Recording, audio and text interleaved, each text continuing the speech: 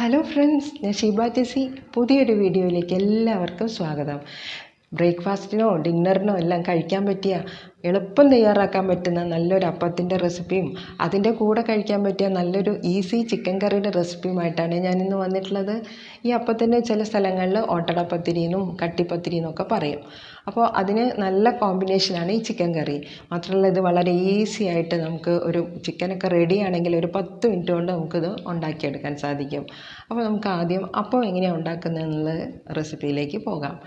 ഇതുണ്ടാക്കാൻ നമ്മുടെ വീട്ടിലെല്ലാം സ്ഥിരമായിട്ടുണ്ടാകുന്ന അരിപ്പൊടി, അതായത് ഇടിയപ്പത്തിനും പത്തിരിക്കൊക്കെ എടുക്കുന്ന ആ വളരെ നൈസായിട്ടുള്ള വറുത്ത അരിപ്പൊടി ഉണ്ടല്ലോ, അതൊരു കപ്പാണ് ഞാനിവിടെ ഒരു പാത്രത്തിലേക്ക് ഇട്ട് കൊടുത്തിട്ടുള്ളത്.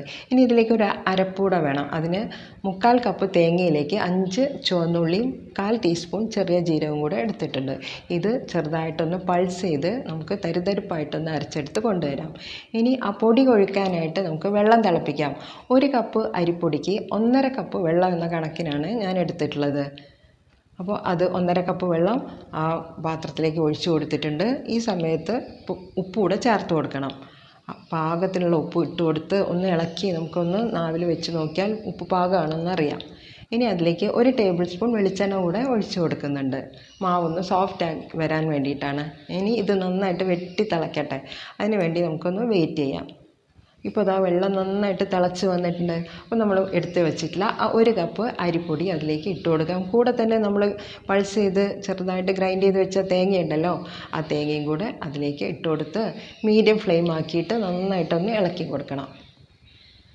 ഇതുപോലെ സ്പാറ്റില വെച്ച് എളുപ്പം തന്നെ നമുക്ക് പെട്ടെന്ന് തന്നെ ഇത് ഇളക്കിയെടുക്കണം.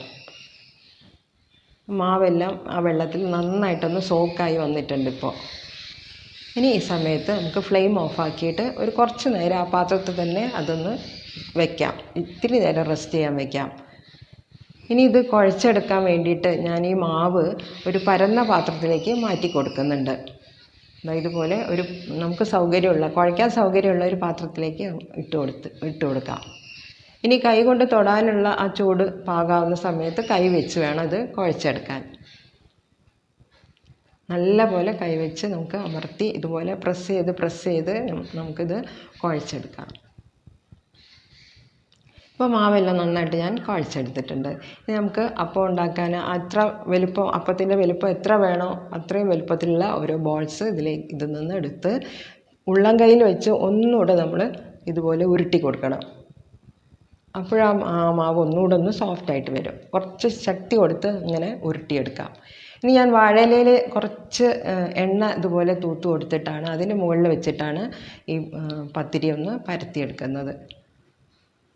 ഇനി കടായി ചൂടാക്കിയിട്ട് നമുക്ക് അതിലേക്ക് ഇട്ട് കൊടുക്കാം. എണ്ണയോ അങ്ങനെ യാതൊന്നും കടായിൽ തേച്ച് കൊടുക്കേണ്ട ആവശ്യമില്ല. ഇതുപോലെ ഇട്ട് കൊടുത്ത് ഇരുവശവും നമുക്ക് തിരിച്ചു മറിച്ച് വിട്ട് കഴിഞ്ഞാൽ അപ്പം ഇവിടെ റെഡിയായി. വലിയ കടായി ആണെങ്കിൽ 2 3 ഒക്കെ ഇട്ട് കഴിഞ്ഞാൽ നമുക്ക് ജോലി പെട്ടെന്ന് തന്നെ തീർക്കാൻ സാധിക്കും. എൻ്റെ കടായി ചെറിയതായതുകൊണ്ട് 2 അപ്പം മാത്രമേ എനിക്ക് അതിലേക്ക് ഒരേ സമയത്ത് ഇട്ട് കൊടുക്കാൻ സാധിക്കുന്നുള്ളൂ. ഇത് തിളച്ച വെള്ളത്തിലിട്ട് വാട്ടി കുഴച്ചുകൊണ്ട് അധിക നേരമൊന്നും നമ്മൾ കടായിലിട്ട് വേവിക്കേണ്ട ആവശ്യമില്ല. പെട്ടെന്ന് തന്നെ ചെറിയ തീയിൽ നമുക്ക് മൊരിയിച്ചെടുക്കാം. നല്ല സോഫ്റ്റ് ആയിട്ടുള്ള അപ്പമാണ്. അപ്പോൾ ഇവിടെ ഇതുപോലെ എല്ലാ അപ്പങ്ങളും ഇതുപോലെ നമുക്ക് തിരിച്ചും മറിച്ചും തിരിച്ചിട്ട് നമുക്ക് ചുട്ടെടുക്കാം. ആ വെള്ളം തിളപ്പിച്ച് വാട്ടി കുഴച്ചെടുക്കുന്ന ആ ഒരു സമയം മാത്രമേ ഇതിന് വേണ്ടൂ. പെട്ടെന്ന് തന്നെ നമുക്ക് എത്ര അപ്പങ്ങൾ വേണമെങ്കിലും ഉണ്ടാക്കിയെടുക്കാം. അപ്പോൾ ഇതിന് നല്ല കോമ്പിനേഷൻ എന്ന് പറയുന്നത് ചിക്കൻ കറിയോ അല്ലെങ്കിൽ ബീഫ് കറിയോ അല്ലെങ്കിൽ മുട്ടക്കറിയോ, ഇത്തരം കറികൾക്കാണെങ്കിൽ ഇത് നല്ല കോമ്പിനേഷനാണ്. എല്ലാവരും ഇഷ്ടപ്പെടും. അപ്പോൾ ഞാൻ എല്ലാ അപ്പവും ഇതുപോലെ ഉണ്ടാക്കിയെടുത്തിട്ടുണ്ട്. റോട്ടിപ്പത്തിരി എന്ന് പറയുന്നുണ്ട്, ചിലർ കട്ടിപ്പത്തിരി എന്ന് പറയുന്നുണ്ട്, എന്ത് വേണമെങ്കിലും വിളിക്കാം. പക്ഷേ വളരെ ടേസ്റ്റുമാണ്, നല്ല സോഫ്റ്റുമാണ് കേട്ടോ. അപ്പോൾ അപ്പങ്ങളെല്ലാം ഞാൻ ഇതുപോലെ ഉണ്ടാക്കിയെടുത്തിട്ടുണ്ട്. ഈ ഒരു വലുപ്പത്തിലും ഈ ഒരു കനത്തിലുമാണ് ഉണ്ടാക്കിയെടുത്തിട്ടുള്ളത്. ഇനി നമുക്ക് പെട്ടെന്ന് തന്നെ അതിൻ്റെ ചിക്കൻ കറി ഉണ്ടാക്കാം. കടായി ചൂടാകുമ്പോൾ 2 ടേബിൾ സ്പൂൺ എണ്ണ ഒഴിച്ച് കൊടുത്തിട്ടുണ്ട്. ഒരു വലിയൊരു സവാളയും അരിഞ്ഞ് അതിലേക്ക് ഇട്ട് കൊടുത്ത് നമുക്ക് വഴറ്റിയെടുക്കാം. 1/2 കിലോ ചിക്കനാണ് ഈ കറിക്കായിട്ട് എടുത്തിട്ടുള്ളത്. ഇനി 1 ടേബിൾ സ്പൂൺ ഇഞ്ചിയും വെളുത്തുള്ളിയും പച്ചമുളകും 2 പച്ചമുളക് എടുത്തിട്ടുണ്ട്. ചെറിയ കഷ്ണം ഇഞ്ചിയും ഒരു 5-8 വെളുത്തുള്ളിയും ഇത് മിക്സിയിലിട്ട് നന്നായിട്ടൊന്ന് അരച്ചെടുത്തതും കൂടെ ഇട്ട് കൊടുക്കാം. ഇനി അത് നന്നായിട്ടൊന്ന് വഴന്ന് വരണം. അപ്പോഴാണ് ഞാൻ തക്കാളി ചേർത്ത് കൊടുക്കുന്നത്. ഒരു മീഡിയം സൈസുള്ള തക്കാളി ചെറുതായിട്ട് അരിഞ്ഞത് ഇട്ട് കൊടുത്ത് എല്ലാം കൂടെ ഒന്ന് വഴറ്റിയെടുക്കാം.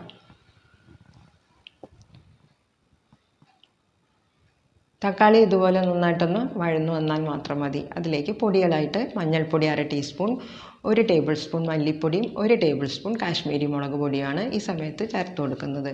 ഇനി ആ പൊടികളുടെ എല്ലാം പച്ചമണം നന്നായിട്ടൊന്ന് മാറ്റിയെടുക്കാൻ എണ്ണയിലിട്ട് അത് നന്നായിട്ടൊന്ന് വഴറ്റി കൊടുക്കാം.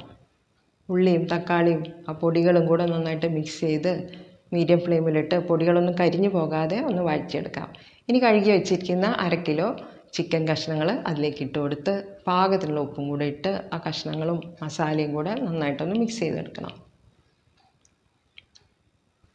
അപ്പോൾ ഇത് മിക്സ് ചെയ്ത് കഴിഞ്ഞാൽ ഇനി കഷ്ണങ്ങൾ വേകാൻ ആവശ്യമായിട്ടുള്ള വെള്ളം ഒഴിച്ചു കൊടുക്കാം. വെള്ളം കൂടി പോകരുത്. ചിക്കൻ കഷ്ണങ്ങളിൽ നിന്നും വെള്ളം ഇറങ്ങി വരും.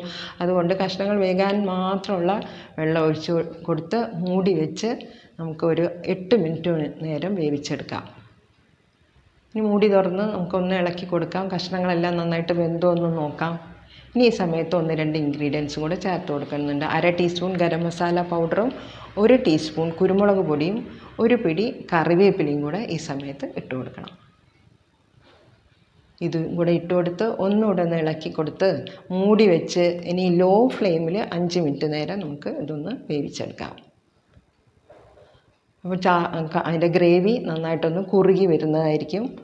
അതുപോലെ നമ്മളിപ്പോൾ ഇട്ട് കൊടുത്ത ഗരം മസാലയും കുരുമുളക് പൊടിയും എല്ലാം ആയിട്ട് നന്നായിട്ടൊന്ന് മിക്സ് ചെയ്ത് നല്ല കുറുകിയ ചാറോട് കൂടിയിട്ടുള്ള ഒരു ചിക്കൻ കറി നമുക്കിവിടെ കിട്ടും. അപ്പോൾ ഇതാ അവിടെ രണ്ടും തയ്യാറായിട്ടുണ്ട്. ഇത് വളരെ നല്ലൊരു കോമ്പിനേഷനാണ് ഈ അപ്പവും ചിക്കൻ കറിയും. അപ്പോൾ എളുപ്പത്തിൽ തയ്യാറാക്കിയെടുക്കാൻ സാധിക്കും. എല്ലാ സാധനങ്ങളും നമ്മുടെ കയ്യിൽ ഇൻഗ്രീഡിയൻസ് എല്ലാം ഉണ്ടെങ്കിൽ ശരിക്കും പറഞ്ഞാൽ 1 മണിക്കൂർ കൊണ്ട് തന്നെ നമുക്ക് ഈ ഭക്ഷണം ഉണ്ടാക്കിയെടുക്കാൻ സാധിക്കും. ബ്രേക്ക്ഫാസ്റ്റിനും എല്ലാം വളരെ ടേസ്റ്റിയാണ് കേട്ടോ. അപ്പോൾ താങ്ക് യു ഫോർ വാച്ചിങ്.